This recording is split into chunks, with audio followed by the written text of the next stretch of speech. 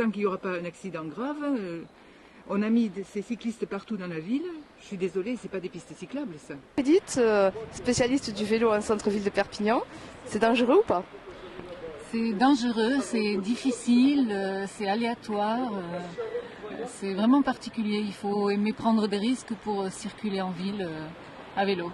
C'est relativement dangereux. Il faut vraiment faire très très attention, surtout avec ce nouveau système. Ce nouveau système donc, permet au vélo de prendre les sens interdits, mais à contresens. Les voitures s'y attendent pas, donc souvent elles sont surprises. Nous, on est dans notre droit, donc on roule normalement donc, sur notre droite et souvent, on frôle les voitures. Des fois, il faut mettre pied à terre, il faut tout simplement monter sur le trottoir parce qu'il y a certaines voitures qui ne comprennent pas qu'on arrive donc totalement en sens interdit. C'est le goût du risque, du frisson, alors qu'est-ce qui te pousse à faire du vélo? Non, c'est surtout pour se déplacer en ville.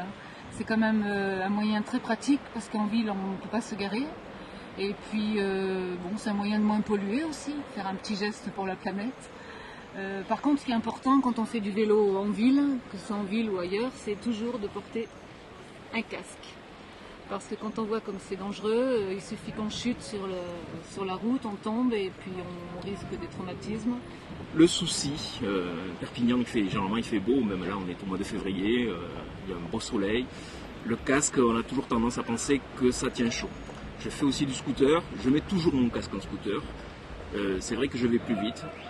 Maintenant, avec ces nouveaux systèmes, c'est vrai qu'on se pose des questions, parce qu'en vélo, on se sent beaucoup plus en sécurité. On ne va jamais très très vite à vélo, surtout quand on est urbain.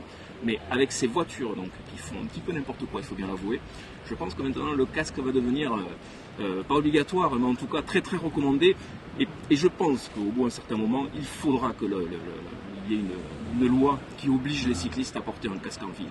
En plus, on a des casques, des nouveaux casques avec style casquette, donc souvent on ne veut pas les porter parce que c'est chaud et parce que ça donne un look un petit peu de routier. Et il existe de nouveaux casques très sympas que les gens en ville peuvent porter. La solution idéale, ce serait quoi? Des couloirs plus larges? Quelle est la vraie solution pour des vraies pistes cyclables en ville? Les vraies pistes cyclables, en fait, je pense que c'est essentiellement sur les grands axes, mais qui généralement sont oubliés, parce que c'est bien d'aller dans les petites rues, mais avant d'arriver dans les petites rues, il faut pouvoir rentrer au centre-ville, ne pas réserver le centre-ville uniquement aux gens qui y habitent pour pouvoir circuler. Donc sur les grands axes, des couloirs, des pistes cyclables, mais véritablement sécurisées, c'est-à-dire avec vraiment des bordures pour que les voitures ne puissent pas empiéter. Sûrement pas les partager avec les bus, parce que les bus au niveau visibilité sur les cyclistes, c'est vraiment très dangereux. Donc c'est vraiment des pistes cyclables sécurisées, donc vraiment séparées par rapport au couloir des voitures. Il faudrait en fait tout redessiner. Des rues un petit peu plus larges, où les gens peuvent continuer à se garer.